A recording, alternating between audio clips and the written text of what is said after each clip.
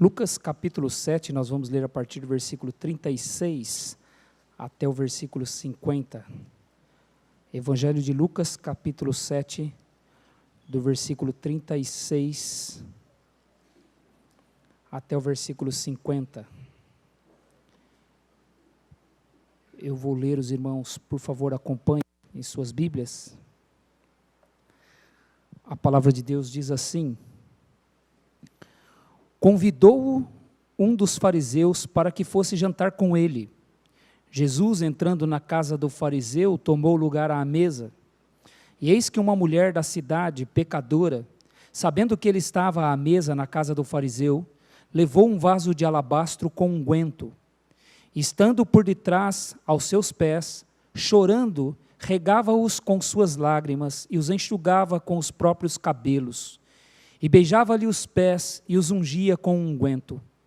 Ao ver isto, o fariseu que o convidara disse consigo mesmo: se este fora profeta, bem saberia quem e qual é a mulher que lhe tocou, porque é pecadora. Dirigiu-se Jesus ao fariseu e lhe disse: Simão, uma coisa tenho a dizer-te. Ele respondeu: dize-a, mestre. Certo credor tinha 2 devedores, um lhe devia 500 denários e o outro 50. Não tendo nenhum dos 2 com que pagar, perdoou-lhes a ambos. Qual deles, portanto, o amará mais? Respondeu-lhe Simão: suponho que aquele a quem mais perdoou. Replicou-lhe Jesus: julgaste bem. E voltando-se para a mulher, disse a Simão: vês esta mulher? Entrei em tua casa e não me deste água para os pés. Esta, porém, regou os meus pés com lágrimas e os enxugou com os seus cabelos. Não me deste ósculo. Ela, entretanto, desde que entrei, não cessa de me beijar os pés. Não me ungiste a cabeça com óleo, mas esta com o bálsamo ungiu os meus pés. Por isso te digo, perdoado-lhe são os seus muitos pecados, porque ela muito amou. Mas aquele a quem pouco se perdoa, pouco ama. Então disse a mulher: perdoados são os teus pecados. Os que estavam com ele à mesa começaram a dizer entre si: quem é este que até pecados perdoa? Mas Jesus disse à mulher: a tua fé te salvou, vai-te em paz. Meus irmãos, qual é o sentido do nosso culto? Por que nós viemos aqui à igreja com regularidade? Por que nós nos damos esse trabalho de nos reunirmos com frequência? Sabia que tem muita gente que acha que é um exagero nós nos reunirmos durante a semana e ainda aos domingos nos reunirmos 2 vezes no domingo. Muitos acham que essa é uma atitude fanática, que é uma religiosidade fanática, exagerada, que é um compromisso desnecessário. Não deveria ser assim, não precisa ser assim. E o fato é que, para muitos, vir à igreja e frequentar a igreja e ter esse compromisso com a igreja, deveria ser uma coisa mais light, não deveria ser uma coisa tão exigente assim, para nós termos esse empenho, essa dedicação. Nós deveríamos vir apenas uma vez no domingo, e isso se não tivesse alguma coisa mais interessante para a gente fazer. Não deveríamos ser tão exagerados assim na nossa religiosidade. E de fato, meus irmãos, os nossos corações, nós que estamos presentes aqui, hoje à noite, eles podem ter variadas motivações, várias formas de pensar, várias expectativas. Talvez alguns venham à igreja por medo de serem castigados por Deus. É bom eu ir, porque senão Deus castiga quem não vai, né? Principalmente alguém que se comprometeu aí, depois se começar a falhar, Deus pode pesar a mão e pode castigar, não é? Outros podem vir com a intenção de obter salvação, de serem salvos, porque eles ainda não estão certos de que são salvos. Eles ainda têm dúvidas, então eles vêm na tentativa de, com essa frequência, com essa regularidade, eles possam alcançar o favor de Deus e assim serem salvos. Outros podem vir em busca de uma bênção especial, uma bênção espiritual especial. que eles julgam estar precisando, então eles querem vir à igreja para alcançar aquela bênção. Talvez um emprego, talvez a cura de uma enfermidade, de alguma doença, talvez a solução de algum problema no seu relacionamento, nas suas linhas de relacionamento, talvez uma promoção no emprego, ou talvez em busca de alguma palavra especial, de forma que sintam que Deus está falando pessoal e especialmente com eles. Talvez essa seja a expectativa de alguns de nós aqui. Outros talvez venham porque têm na igreja bons amigos, boas amizades, e é sempre bom ter aquelas boas conversas depois do culto, né? Então eu venho para reencontrar meus amigos, para falar com eles, para trocar ideias, para colocarmos os assuntos em dia. Agora, se nós nos encaixamos, meus irmãos, em uma destas razões aqui, dessas motivações, isso não significa que nós somos os piores crentes do mundo. Isso não significa. A razão para nós pensarmos nessas coisas, para refletirmos nessas coisas, não é fazer com que a gente apenas se sinta mal com as nossas motivações e fiquemos assim entristecidos. Não é isso. A razão de nós pensarmos sobre isso é para sabermos como nós temos a necessidade de sermos lembrados constantemente do Evangelho do nosso Senhor Jesus Cristo. Por que nós nos reunimos? Qual a razão? Por que nós fazemos os nossos cultos? Por que nós temos esse padrão de vida? Por que nós temos esse estilo de vida? Por que nós estamos envolvidos numa igreja local? Por que eu estou indo num lugar onde eu conheço as pessoas, onde eu conheço os pastores, onde eu sou conhecido por essas pessoas, eu me envolvo com essas pessoas? Por que nós temos essa rotina de vida?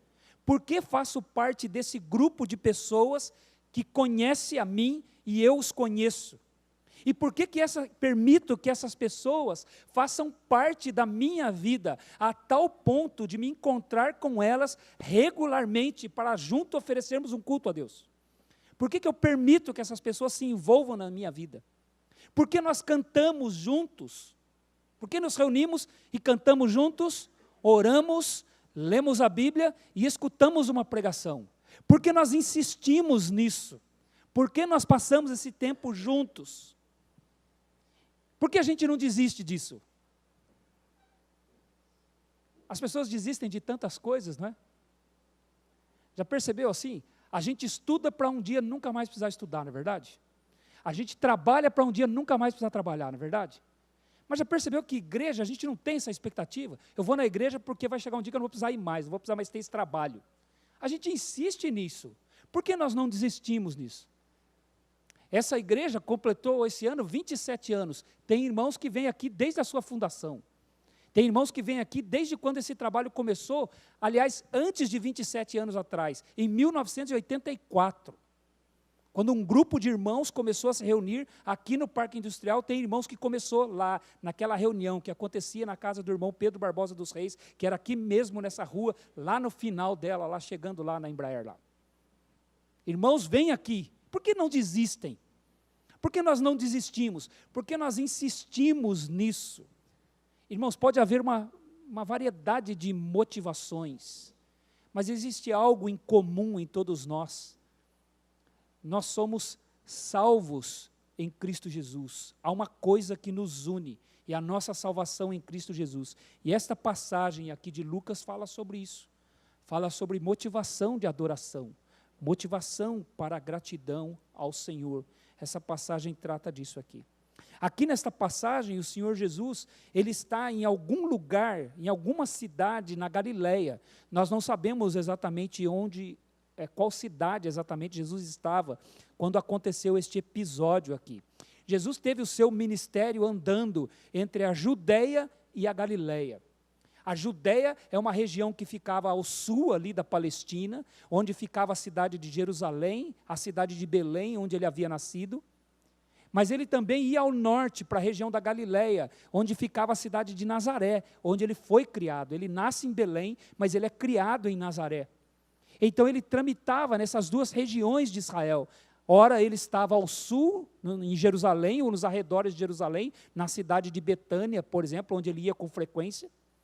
ora ele estava ao norte, aos arredores do mar da Galileia, e lá ele ensinava e pregava lá naquelas regiões, em cidades como Cafarnaum, Betsaida, Corazim, Nazaré, Tiro, Sidom. Ele andou por aquela região toda, Caná, onde ele faz o primeiro milagre público, que é transformar a água em vinho, num casamento.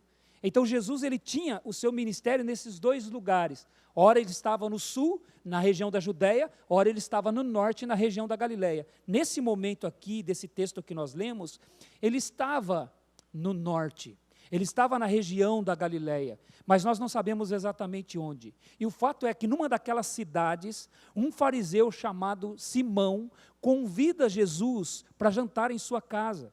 Possivelmente Jesus havia ensinado na sinagoga na qual esse fariseu havia estado, onde ele frequentava. Sinagoga eram prédios que haviam em várias cidades de Israel. Isso acontece depois que o povo de Israel volta do cativeiro, onde haviam bancos e havia um altar à frente, onde ficava a lei do Senhor. Então as pessoas iam aos sábados, sentavam-se naqueles bancos, exatamente como vocês estão sentados aqui, e havia um altar na frente, onde ficava a lei do Senhor, e o dirigente daquela sinagoga, então, convidava alguém que ele sabia ser um mestre, para ler a porção da palavra de Deus. Era o Antigo Testamento que eles tinham, obviamente, não havia ainda o Novo Testamento. Então esse homem lia a palavra de Deus ali e dava explicação para eles e dava algum ensino.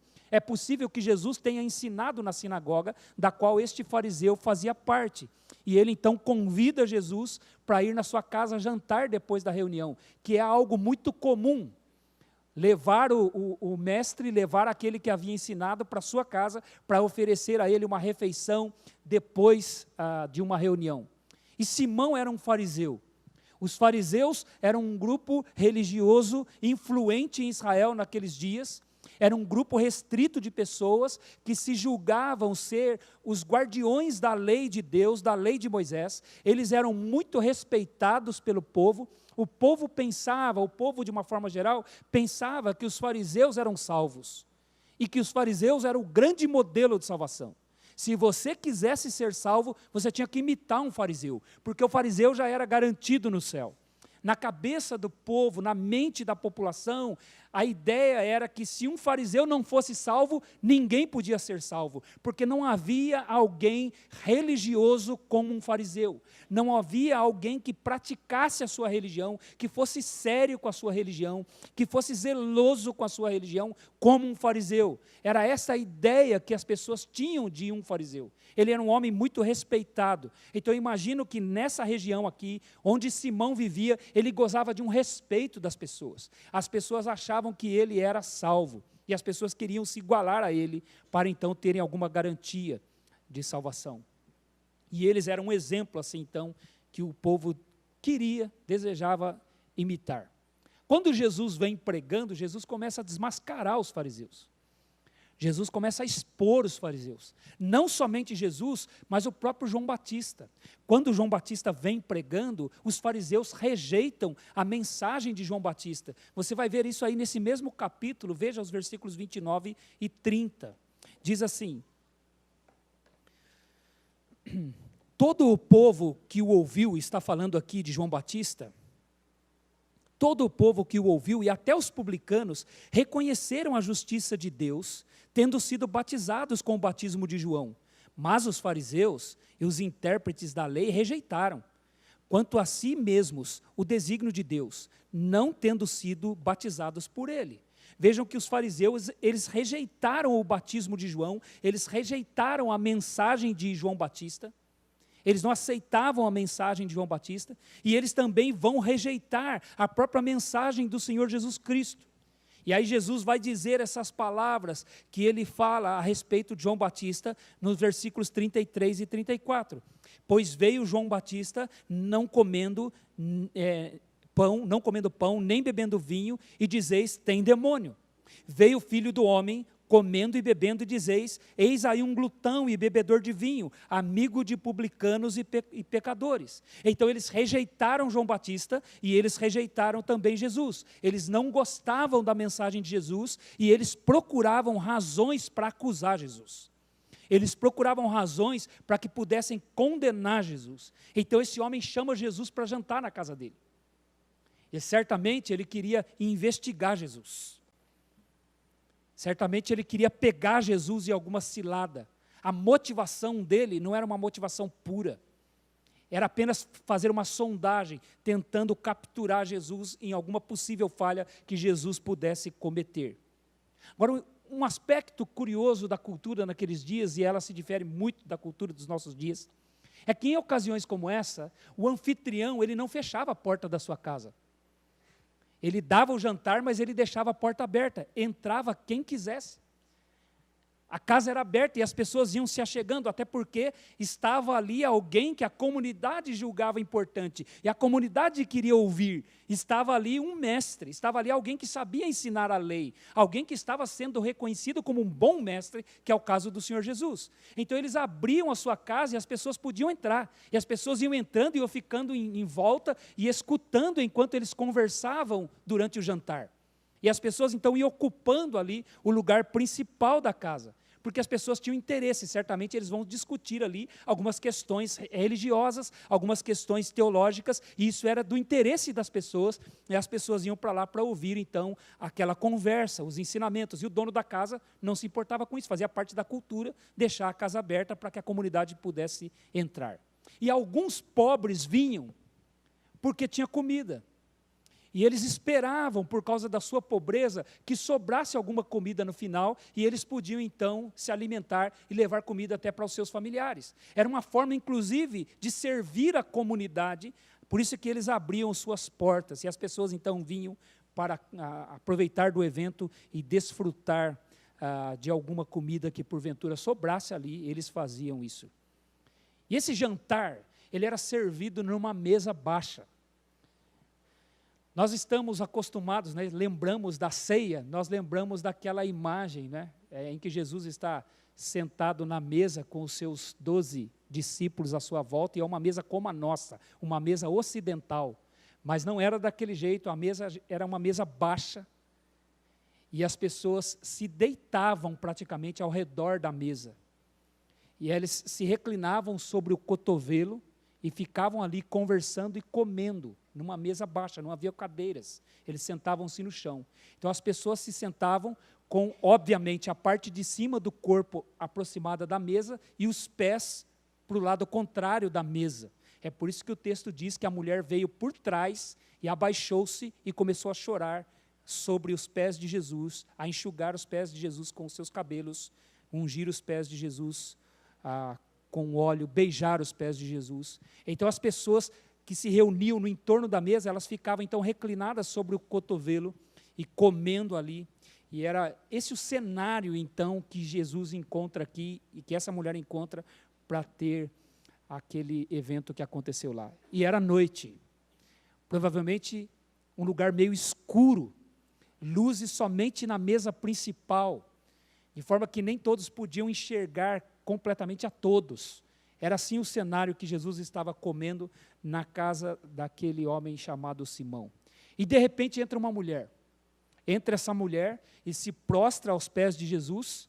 É um ato de amor por Jesus, pela consciência que ela tinha de tudo o que Jesus tinha feito por ela. É uma expressão de gratidão por parte dessa mulher aqui. É a resposta dela ao que Jesus havia feito por ela. É amor intenso, meus irmãos. É um amor emocionado. É ternura por Jesus.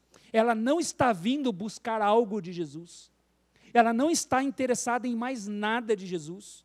Ela está vindo simplesmente numa atitude de gratidão e adoração a Jesus. Ela não está interessada em nada.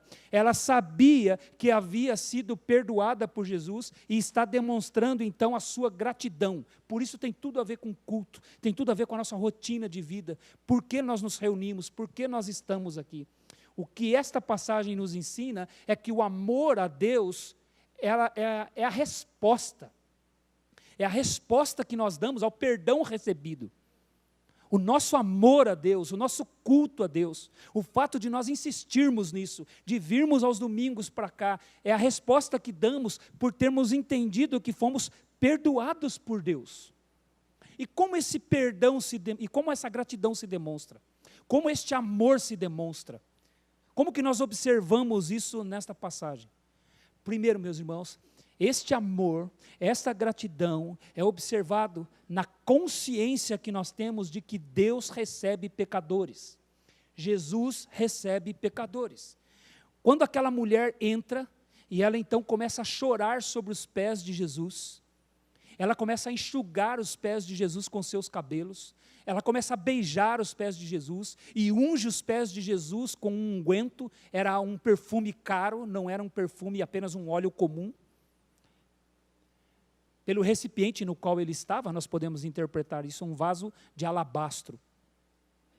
E essa mulher faz isso. Quando Simão observa, Simão contempla aquela cena, ele observa o que aquela mulher estava fazendo por trás de Jesus, fazendo tudo aquilo aos pés de Jesus, ele tem um pensamento. Ele começa a pensar, e no seu pensamento ele faz um julgamento. Ele julga a mulher e julga Jesus. Ele julga os dois, no seu pensamento. E ele então pensa consigo mesmo, se esse homem de fato fosse um profeta, ele saberia quem e qual é a mulher que está lhe tocando, porque ela é pecadora. Ele julga Jesus, ele julga a mulher de ser uma mulher pecadora. Na verdade ele está dizendo, Jesus é um ignorante. E ele diz assim, se ele soubesse quem e qual é esta mulher, por que está escrito isso aqui? Se ele soubesse, veja o versículo 39, ao ver isto o fariseu que o convidara, disse consigo mesmo, se este fora profeta, bem saberia quem e qual é a mulher que lhe tocou, porque é pecadora. Por que ele diz isso? Quem e qual? Isso aqui é o julgamento dele. Quem é ela? Ele diz, eu sei quem é ela. Era uma mulher que vive aqui na região, possivelmente ele sabia até o nome dela. Mas eu sei qual é ela, e essa segunda expressão, qual é ela? Mas, na verdade, é que tipo de mulher é essa? De que qualidade ela é? De que estirpe ela é? É isso que significa. É como se ele estivesse dizendo, se ele soubesse quem e que tipo de mulher é essa, ele não permitiria que ela tocasse se ele de fato fosse um profeta. Então ele está colocando aqui em dúvida o caráter de Jesus de ser um profeta, porque na cabeça dele, na mente dele, um profeta tinha discernimento espiritual. Um profeta enxergava o pecado das pessoas sem que alguém lhe informasse, por revelação divina. Porque Deus revelava, então o profeta sabia. Então, se ele de fato fosse um profeta, ele não permitiria que ela tocasse. Porque eu conheço essa mulher, ela é de um tipo pecadora. Agora, o termo pecador na Bíblia é um termo bastante genérico, né? Lucas vai usar várias vezes. Tiago vai usar em Tiago capítulo 4, versículo 8, ele vai dizer, purificai as mãos, ó pecadores. Então é um termo bastante genérico. E os fariseus, eles tinham uma lista de pecadores que eles rejeitavam. Eles rejeitavam os cobradores de impostos, porque eles julgavam que estes eram traidores da nação de Israel. Eles rejeitavam os bêbados, eles rejeitavam os ladrões, eles rejeitavam os bandidos, eles rejeitavam, irmãos, quem guiava camelo. Eu não sei como é que é o nome do piloto do camelo, né? Quem que pilota camelo. Mas eles rejeitavam as pessoas que guiavam o camelo, que montavam camelos, porque camelos eram considerados animais impuros, então eles rejeitavam como pecadores. Eles rejeitavam os curtidores, porque lidavam com peles de animais mortos, eles rejeitavam essas pessoas. Então, para esse grupo de pessoas, essa lista, eles tinham as listas dos pecadores. Mas quando eles usavam o termo pecador no feminino, eles estavam qualificando a mulher. O termo pecador no feminino significava uma prostituta, uma mulher que oferecia seu corpo por dinheiro para sustentar sua própria vida.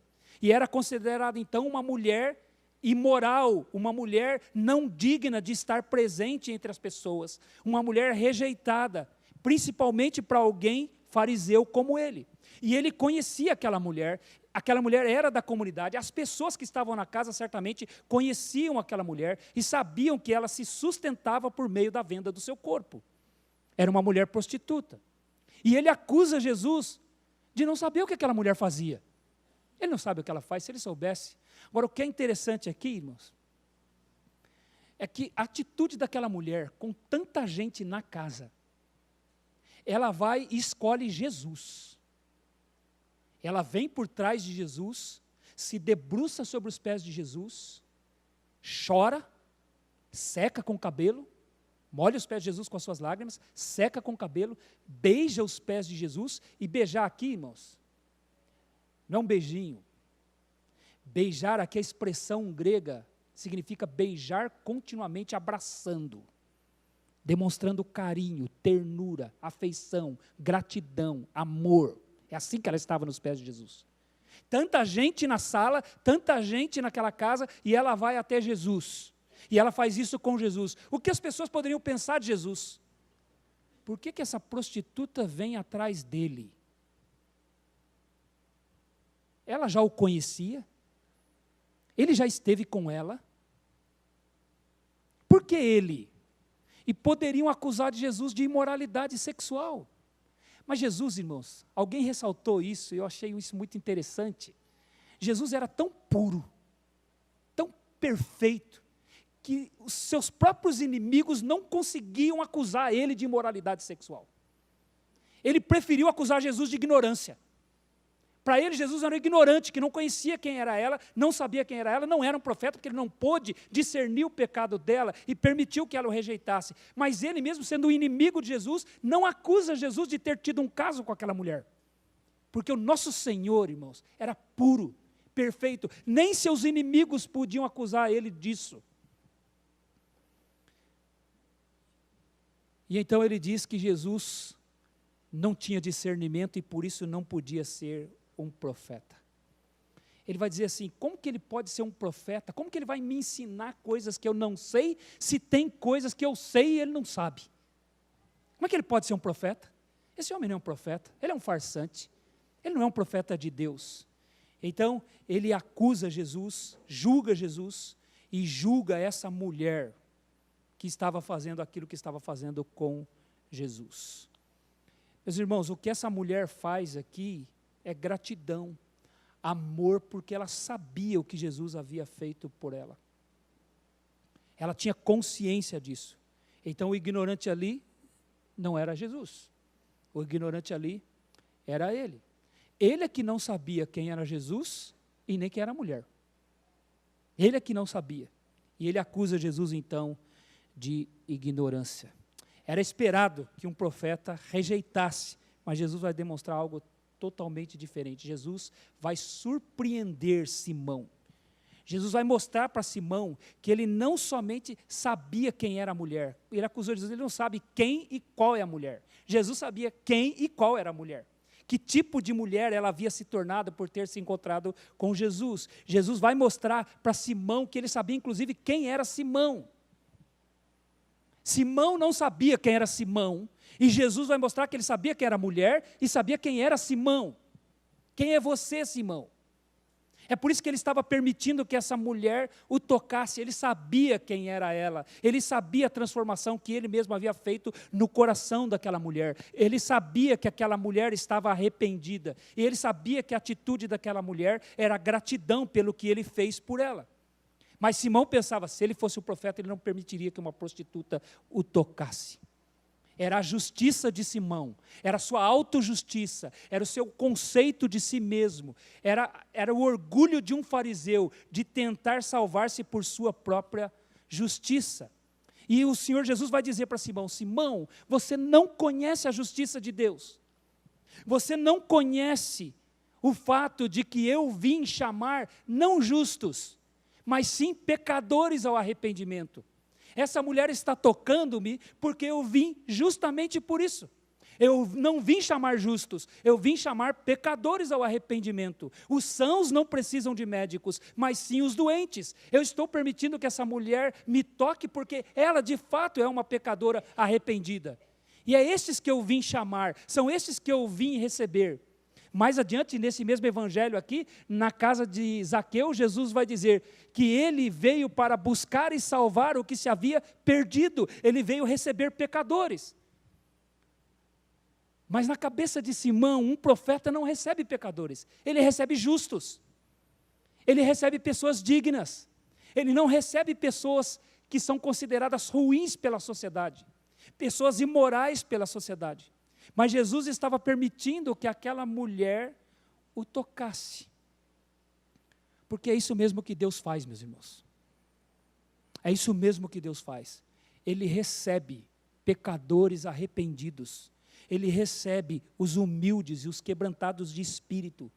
A diferença, meus irmãos, entre aquela mulher e Simão, é que ela sabia quem era ela e ela sabia quem era Jesus. Ela sabia que era uma pecadora e que merecia condenação. Não uma pecadora porque apenas era uma prostituta como Simão pensava. Ela sabia que era uma pecadora diante de Deus, diante de um Deus santo. E ela sabia que Jesus é Deus e que Jesus perdoa um coração quebrantado, um coração arrependido. Agora, diferente disso, Simão, ele não se via como um pecador. Ele se achava justo, ele se achava digno. Ele convida Jesus para vir na casa dele, porque ele está dizendo, é uma honra para Jesus vir na minha casa. É uma honra para Jesus vir jantar na minha casa. Percebe a diferença de Simão com outro homem que nesse mesmo capítulo chama Jesus para ir na casa dele, que era um centurião romano, e ele manda chamar Jesus, porque o servo dele estava doente na casa dele, e quando Jesus está vindo, ele manda dizer para Jesus, eu peço para ele não entrar na minha casa, porque eu não sou digno de que ele entre na minha casa. Eu não mereço que ele venha na minha casa. Fala para ele que ele não precisa vir, ele apenas pode dizer com uma palavra, e o meu servo vai ser curado. Ele não precisa se incomodar de vir até aqui.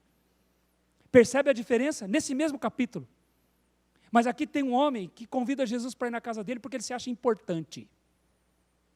Aqui tem um homem que convida Jesus para ir na casa dele porque ele acha que é uma honra para Jesus, não é uma honra para ele. Ele que está oferecendo a Jesus esse privilégio de estar na casa dele pelo conceito que ele tinha de si mesmo. Ele não se via, meus irmãos. Agora você percebe, irmãos? Na mesma casa está Simão, que era um fariseu, religioso, cumpria a lei de Moisés com zelo, e uma mulher prostituta, que vendia seu corpo para se sustentar. E o povo está ali observando. E na cabeça do povo, Simão está salvo, essa mulher está condenada.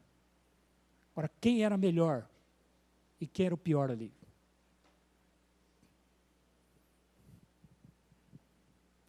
Se caísse na prova, onde se colocaria o xizinho? No nome de Simão ou na mulher? Quem era o melhor? Quem era o pior? Meus irmãos, o pior era Simão. Deus odeia, Deus rejeita aquele que tenta se auto-justificar. Deus odeia aquele que tenta ser salvo por sua própria força, que fica contabilizando as coisas que faz de certo. Está vendo como eu sou? Eu sou um bom homem, eu sou justo, eu faço isso, eu faço aquilo, eu dou meu dízimo, dou o dízimo de tudo quanto ganho, eu faço isso, eu não sou como essa prostituta, eu não sou como os demais homens, que era o padrão, o estilo de vida dos fariseus. O apóstolo Paulo foi assim. E o apóstolo Paulo disse que ele se avantajava em muitos da sua idade na sua nação. Ele era da tribo de Benjamim, fariseu de fariseus. Quanto à lei, o apóstolo Paulo diz, eu era irrepreensível. Eu cumpria a lei à risca. Mas quando ele entendeu o evangelho, ele chegou a uma conclusão. Fiel é a palavra, digna de toda aceitação, que Cristo Jesus veio ao mundo para salvar pecadores, dos quais eu sou o principal, ele disse. Eu sou o principal dos pecadores, sabe por quê? Eu tentava me justificar pela minha força. Eu tentava ser bom para Deus com o meu esforço. Eu não confiava em ninguém, eu confiava em mim mesmo. Deus tem que me salvar, porque eu sou justo, eu sou bom, eu faço as coisas certas. Quem era o melhor, quem era o pior? A prostituta ou o fariseu Simão? Onde você vai colocar o xizinho? E era isso que Jesus estava ensinando para ele. Simão não foi grato a Jesus como aquela mulher foi. Porque Jesus recebe pecadores. E aquela mulher entendeu isso. E a atitude dela, meus irmãos, foi um culto. A atitude dela foi adoração a Jesus. A atitude dela foi emoção profunda, pela consciência que ela tinha, por saber que Jesus recebe pecadores. O que é a igreja, meus irmãos? O que é a igreja? A igreja é composta por pessoas perfeitas. A igreja é composta por pessoas certinhas.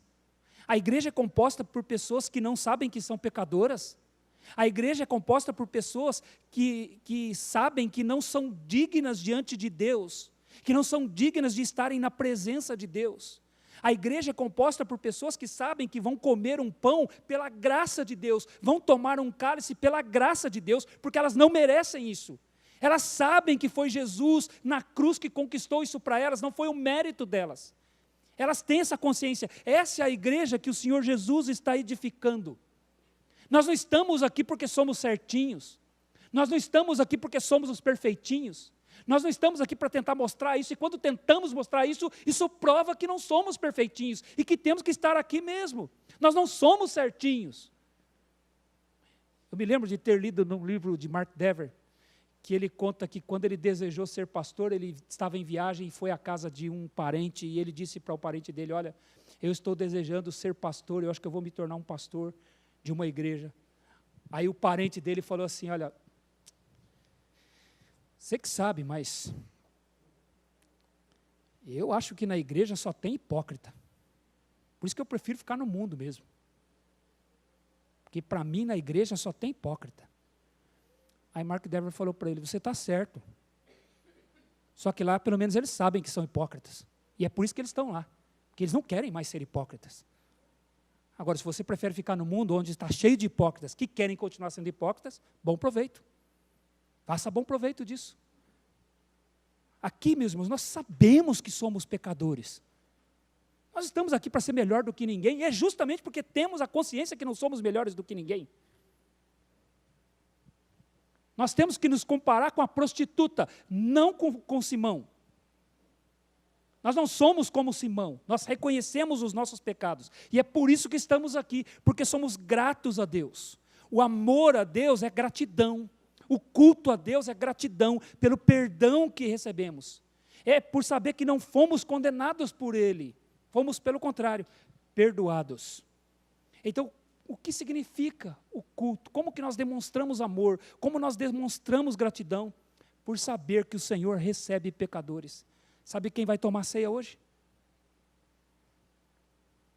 Sabe quem vai comer pão hoje e beber o cálice? Pecadores arrependidos. Pecadores perdoados. Não são pessoas perfeitas. São pessoas quebrantadas, humilhadas no seu próprio pecado, como aquela mulher. E a nossa atitude deve ser a mesma dela. O Senhor recebe pecadores. Segundo, como o amor se demonstra, como a gratidão se demonstra. Ela se demonstra na consciência do próprio pecado. Jesus mostrou para Simão que ele veio para receber pecadores, mas ele vai mostrar para Simão que Simão tinha necessidade de ter consciência do seu próprio pecado. O Senhor Jesus vai confrontar Simão com uma parábola, a partir do versículo 40, veja o que ele diz. Dirigiu-se Jesus ao fariseu, e lhe disse, Simão, uma coisa tenho a dizer-te. Ele respondeu, dize a mestre. Certo credor tinha 2 devedores, um lhe devia 500 denários e o outro 50. Não tendo nenhum dos dois com que pagar, perdoou-lhes a ambos. Qual deles, portanto, o amará mais? Respondeu-lhe Simão, suponho que aquele a quem mais perdoou. Replicou-lhe Jesus, julgaste bem. Jesus confronta Simão aqui. Jesus conta essa pequena parábola aqui, de um credor que tinha 2 devedores, um devia 500 denários e o outro devia 50 denários, e nenhum dos dois tinha como pagar, e o credor resolveu perdoar os dois. E aí Jesus pergunta para Simão, qual dos dois vai amar mais? Simão rapidamente faz o cálculo, eu fico imaginando, eu queria estar lá, irmãos, para ouvir a resposta de Simão. Eu imagino que ele respondeu num tom meio assim, já viu como a gente às vezes responde a pergunta perguntando? Simão, qual dos dois amará mais? É aquele que devia mais? Viu quantos alunos respondem assim para a gente, né? Não precisa perguntar, precisa responder. Eu imagino que o tom de voz dele foi um tom meio inseguro, assim. Porque nesse momento Jesus estava invadindo o coração dele. Nesse momento, Jesus estava expondo ele para ele mesmo. Qual dos dois vai amar mais Simão? Suponho que aquele a quem mais se perdoou. E aí Jesus diz, julgaste bem. A grande questão para Simão, meus irmãos, é onde ele se encaixava na parábola de Jesus. Qual dos dois representava ele? A parábola só tinha duas pessoas. Um devia 50 denários e o outro devia 500. E os dois não podiam pagar a dívida. Os dois não tinham condições de pagar a dívida. São duas pessoas condenáveis, porque não podem resolver seu problema. Não havia nenhum na parábola, irmãos, que não devia nada. Jesus não incluiu uma terceira pessoa na parábola para dizer, olha, tinha um que não devia nada. Se ele faz isso, meu Simão fala, esse aí sou eu. Mas Jesus não deixou essa opção para ele. Jesus só incluiu duas pessoas e dois devedores. Então o que Jesus está ensinando, Simão, você não pode fazer nada por você mesmo. Você é um devedor. Você precisa da graça e da misericórdia de Deus. Você não é justo como você pensa. Você não é bom. Você é um pecador que tem uma dívida com Deus. E aí Jesus fala, e os dois foram perdoados. Dois homens que receberam graça, dois homens que receberam misericórdia, dois homens que receberam o perdão de Deus e agora têm uma resposta para dar. Eles têm que dar uma resposta. A diferença, então, está na resposta que eles iam dar ao credor. Quem amaria mais? O que recebeu o maior perdão. E quem teve o maior perdão? Quem teve a maior dívida. E agora, irmãos, Simão está numa encruzilhada. Essa era a questão para Simão. A sua indiferença para com Jesus, irmãos, é porque ele achava que ele não tinha dívida nenhuma. Por isso que ele era indiferente com Jesus. Chamou Jesus para testar Jesus. Chamou Jesus para tentar capturar Jesus em alguma armadilha. Para ele não devia nada. Mas a parábola era com ele. Porque ele para si mesmo era um homem bom. E é por isso que ele não fez por Jesus, irmãos, nada. Não fez nada por Jesus, ao passo que aquela mulher fez tudo o que ela fez por Jesus. Muitos acham, irmãos, que o reconhecimento do pecado é apenas o reconhecimento de que todos erram. Muita gente acha que reconhecer o pecado, e talvez Simão, eu sei que eu sou, mas eu não me encaixo em nenhum desses dois aí que você falou. Muita gente acha que o reconhecimento de pecado, quem não peca? Todo mundo peca. Errar é humano. Meus irmãos, eu sinto em dizer, depois dessa frase, não vem essa outra frase, mas o dom gratuito de Deus é a vida eterna. Não dá para a gente dizer, errar é humano, mas o dom gratuito de Deus é a vida eterna. Não. A Bíblia diz, todos pecaram, mas o dom gratuito de Deus é a vida eterna. O dom da vida eterna é para quem reconhece que é um pecador e não se justifica no fato que todo mundo erra. Quem não erra? Errar é humano. Eu sinto dizer, esse versículo não tem na Bíblia. E às vezes a gente até aceita que a gente é pecador, mas por que quem não peca? Não é verdade? Quem não é pecador? Quem não tem pecado, que atire a primeira pedra. Ainda usa o versículo bíblico ainda para justificar, não é? Não, meus irmãos. Reconhecer que é um pecador é reconhecer como se você fosse o único pecador da face da terra. E ninguém mais peca, só você. É esse o tipo de reconhecimento de pecado que a Bíblia fala que nós devemos ter. É como se eu fosse o único pecador que eu conheço. Eu não conheço mais ninguém. O apóstolo Paulo chegou a essa conclusão quando ele disse, fiel é a palavra digna de toda aceitação, que Cristo Jesus veio ao mundo para salvar pecadores, dos quais eu sou o principal. Ele diz, eu não conheço ninguém menos do que eu sou o maior dos pecadores que eu conheço. Porque eu sei quem eu sou, eu sei os pensamentos que passam na minha mente, eu sei os desejos que surgem no meu coração, eu sei o quanto eu tenho que lutar contra eles, eu não conheço nenhum pecador pior do que eu. Essa é a conclusão que você tem que chegar. Essa é a conclusão que nós temos que chegar. É saber que pecamos não diante das pessoas, porque quando você diz assim, errar é humano, você está se comparando com as outras pessoas. Mas o fato é que eu tenho que chegar diante de Deus e diz, Ele é santo, e eu não sou. Ele é perfeito e eu não sou. É como Isaías, que quando viu o Senhor assentado sobre um alto e sublime trono, ele disse, ai de mim. Ele lançou sobre si mesmo uma maldição, uma condenação. Ele disse, ai de mim, porque sou um homem de impuros lábios. É como Pedro, que quando Jesus operou a pesca maravilhosa, aqui em Lucas mesmo, no capítulo 5, quando o Senhor Jesus disse, lançai a rede para pescar, o apóstolo Pedro olhou para ele e falou, Senhor, o Senhor entende de madeira, nós entendemos de pescaria. Eu sou pescador profissional, o Senhor é um carpinteiro. Nós tentamos pescar a noite inteira, não apanhamos nada. E o Senhor vem agora, essa hora do dia, pedir para a gente lançar a rede? Mas já que o Senhor está falando, eu vou lançar a rede. E ele lançou a rede. A rede não pôde ser carregada de tanto peixe que saiu. Aí sabe o que Pedro disse para Jesus? Senhor, retira-te de mim, porque eu sou um pecador. Eu sou um pecador. Pedro reconheceu isso. Paulo reconheceu isso. Os homens e mulheres na Bíblia reconheceram isso. Essa mulher reconheceu isso. É a resposta que nós damos a Deus. Senhor, nós somos pecadores.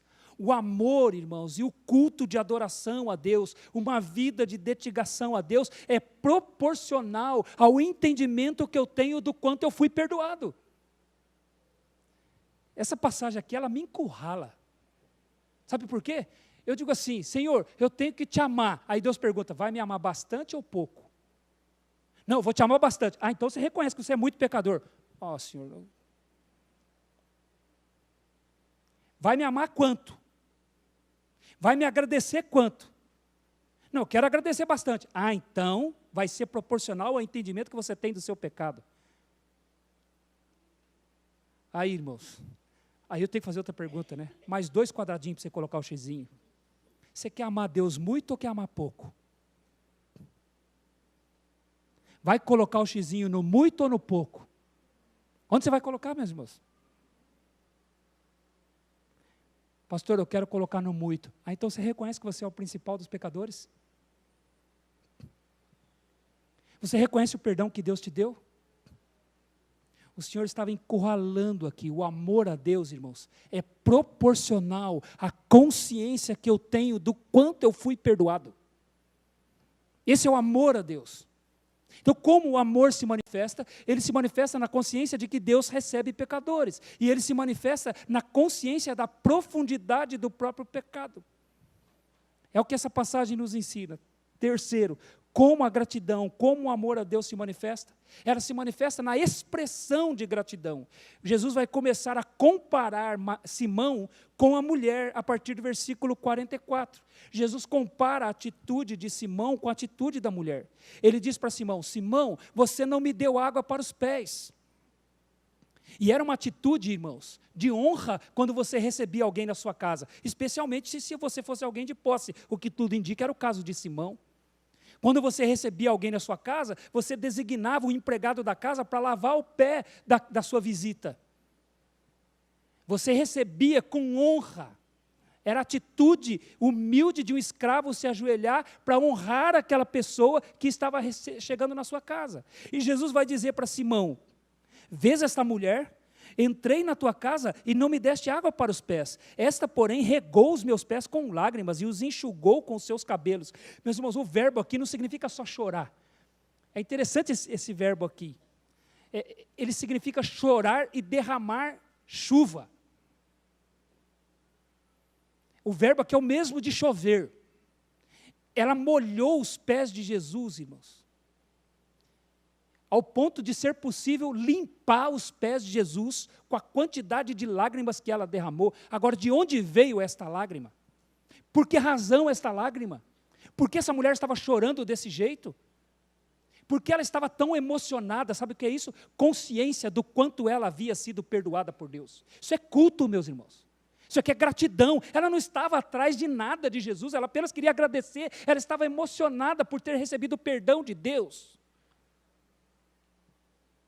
A salvação é a coisa mais preciosa que nós temos nesse mundo. E nós, muitas vezes, tratamos outras coisas mais importantes do que a salvação. Ela entendeu, a maior coisa que eu posso ter, Ele me deu, e eu estou emocionada porque eu não sou digna disso. E ela começou a chorar ao ponto dos pés dele ficar encharcado. E eu posso imaginar a cena, meus irmãos. As lágrimas caindo nos pés de Jesus, empurrando a poeira que estava nos pés de Jesus. E ela percebeu que podia limpar os pés de Jesus com as suas próprias lágrimas. Isso aqui não é encenação apenas, irmãos, é real. Ela estava limpando os pés de Jesus, com lágrimas. Mas Simão não fez isso. Simão achava que era um privilégio de Jesus estar na casa dele. Mas essa mulher não. E ela começa a enxugar os pés de Jesus com seu próprio cabelo, que era uma coisa incomum. As mulheres não mostravam o cabelo. Era desonra mostrar o cabelo. E ela tira os seus cabelos para fora, do lenço possivelmente que ela estava usando, ou o véu, de alguma forma, e ela começa a enxugar os pés de Jesus, porque Jesus fez a melhor de todas as coisas que poderia ter sido feita por ela, que era perdoar os seus pecados. E ela percebeu então que podia lavar os pés de Jesus. E aí Jesus vai dizer para Simão: Simão, você não me deu uma toalha? Ela enxuga com os seus próprios cabelos. Simão, você não me beijou. Que era uma atitude também de honra, meus irmãos. Paulo vai dar um mandamento à igreja de Corinto, que na igreja de Corinto os homens e as mulheres deveriam receber uns aos outros com um beijo, que ele chama de ósculo santo. Era uma forma de honrar a pessoa que estava chegando à sua casa, era dar um beijo nessa pessoa. E Jesus diz: você não me beijou, Simão. E essa mulher não para de beijar os meus pés, ela agarra os meus pés e não cessa de beijar os meus pés. Era uma atitude de ternura da mulher, uma atitude de carinho e de gratidão. Ela não estava se contendo, ela não conseguia se conter. E a expressão de gratidão dela, irmãos, foi a mesma que o próprio Lucas vai falar, vai registrar na parábola que Jesus conta do filho pródigo. Quando o pai vê o filho vindo de longe, o pai corre em direção ao filho e o abraça e o beija. É a mesma expressão que essa mulher está fazendo aqui nos pés de Jesus, abraçando os pés de Jesus e beijando os pés de Jesus. Jesus vai dizer para Simão: Simão, você não deu óleo para a minha cabeça, e essa mulher está ungindo os meus pés.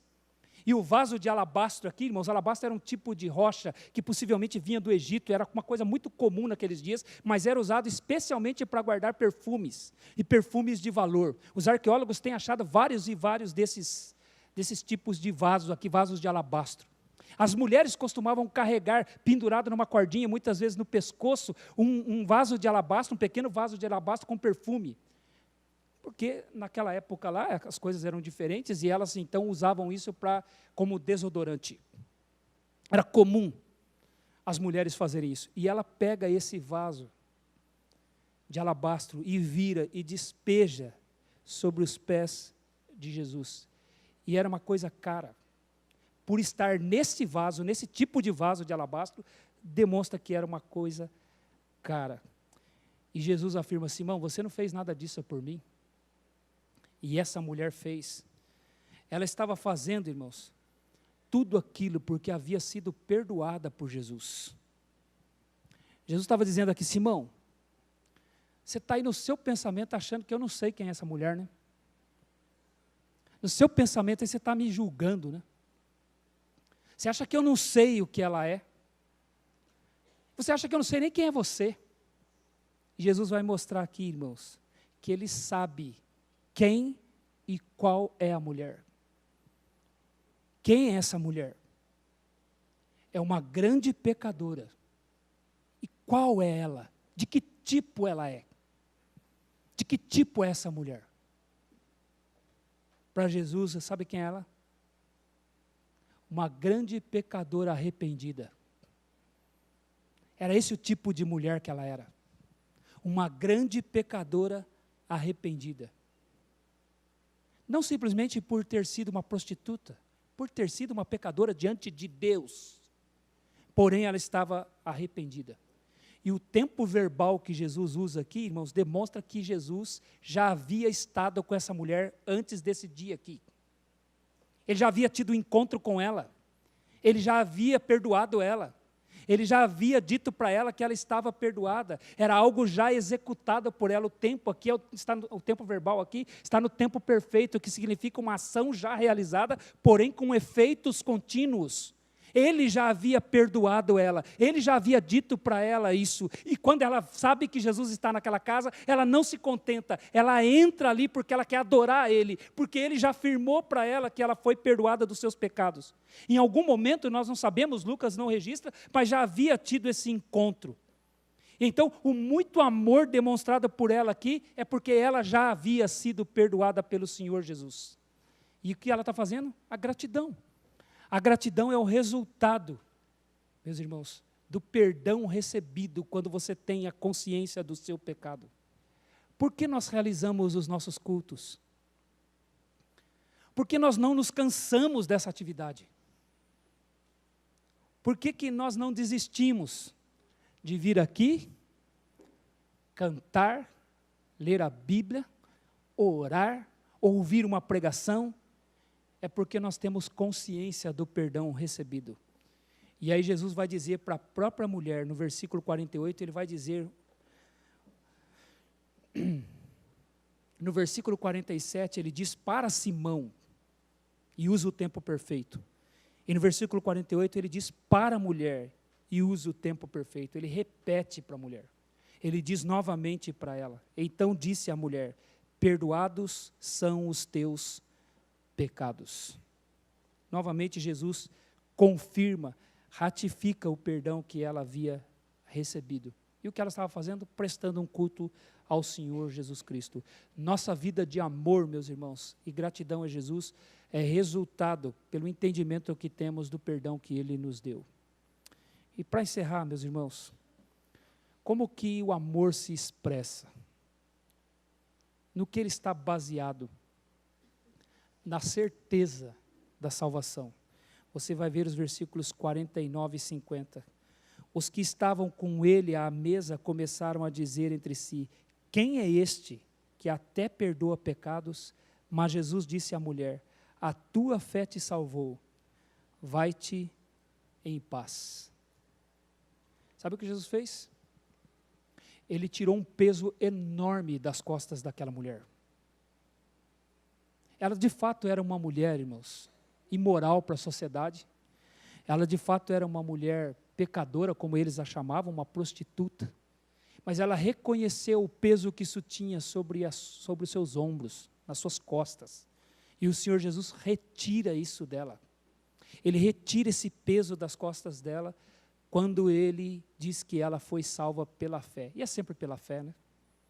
Eu fico imaginando aqui, irmãos, enquanto as pessoas olham e dizem assim, quem é este que até perdoa pecados? Essa mulher sabe quem é Ele. Ela sabe que Ele é Deus.